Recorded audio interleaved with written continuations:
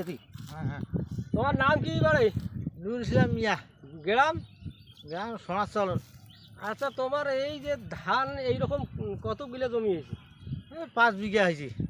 ধান 5 বিঘার মাটির তো ধান যেভাবে হয়েছে তো ধানের ফলন নাই। ধান এটা তো নাই, দুই মরবে। এলে সব পাঠান ধান নাই, সব নষ্ট হয়ে গেছে। এবার কি অবস্থা হইবে তোমাদের? ওইটাই তো কথা, আমাদের খামো কি, ওইটাই তো বুদ্ধি নেই। তা সরকারের কাছে কোনো নালিশ টালিশ দিছেন? নাই তো দেই নেই, দিয়ে নাকি। আচ্ছা, তোমার সরকার নালিশ যদি না দেন তাহলে তো এই ধান ইনকেই না করলে তো বুঝির পাইবি না। তোমার যে এইরকম পরিস্থিতি, এ তো মহামারীর লক্ষণ। আমার শেষ হয়ে গেছি, দেখেন না, দেখো গানে ধান শেষ হয়ে গেছি। তো এইরকম পরিস্থিতি কি প্রায় হয়েছে? বেড়াই হয়েছে, এটা আমার বিষয় নয়, আরো কিছু কিছু তোমার লোকেরও বগলের হয়েছে। পাশাপাশি কিছু কিছু কৃষকের নাম বলো তো দেখি। এই আছে পাশাপাশি আব্বাস আলী হয়েছে, ইয়াকুব খন্দকার, এইরকম হয়েছে বাবুল খন্দকার, হয়েছে প্রায় লোকের এরকম হয়েছে।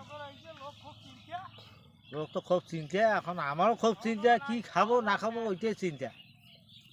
তো সরকার কিছু কাছে কিছু আশা করেন নাকি? দিনই তো চললো হয় দিন করা।